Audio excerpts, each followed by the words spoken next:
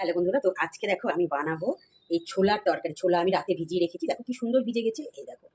তো চলো, আজকে আমাদের অশোক ষষ্ঠী, আমাদের ছোলা সেদ্ধ মুখে দিতে হয়, কি ছোলার তরকারি মুখে দিতে হয়, তাই আজকে আমি ছোলাটা রান্না করব। তো চলো তোমাদের সঙ্গে শেয়ার করব।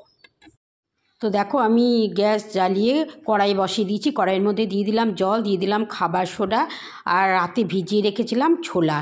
তারপর আমি একটু ঢাকা দিয়ে দেবো। এটা অর্ধেক সেদ্ধ হয়ে গেলে আমি অন্য সবজিগুলো এর মধ্যে দিয়ে দেবো। তো দেখলাম সেদ্ধ হয়ে গেছে। দিয়ে দিলাম 4টে কাঁচা লঙ্কা, দিয়ে দিলাম একটা বেগুন, আর দিলাম 2টো আলু টুকরো টুকরো করে, আর দেবো টমেটো। তারপর এবার আমি ঢাকা দিয়ে দেবো।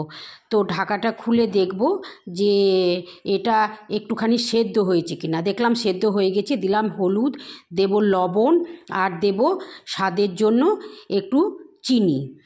তো এটাকে নেড়ে চেড়ে আমি একটু ঢাকা দিয়ে দেব। তো এবার আমি ঢাকাটা খুলে নামিয়ে নেব। সেদ্ধ হয়ে গেছে। তো এবার আমি ঢেলে নিলাম একটা পাত্রের মধ্যে। এবার আমি এই তরকারিটাকে ছোঁকা দেব। তো তার জন্য দেখো কড়াই বসিয়ে দিয়েছি। কড়াইয়ে দিয়ে দিলাম সর্ষের তেল, দিলাম শুকনো লঙ্কা, জিরে আর তেজপাতা। এটাকে বেশ লাল করে ভেজে নেওয়ার পর আমি এই পুরো ছোলা সবজি একসাথে সেদ্ধটা ঢেলে দিলাম। তো দেখো কি সুন্দর হয়েছে, তোমরা এভাবে বানিয়ে খাবে, অপূর্ব লাগে খেতে। আর মুড়ির সঙ্গে তো দুর্দান্ত লাগবে। আর দেখো একদম দারুণ হয়েছে।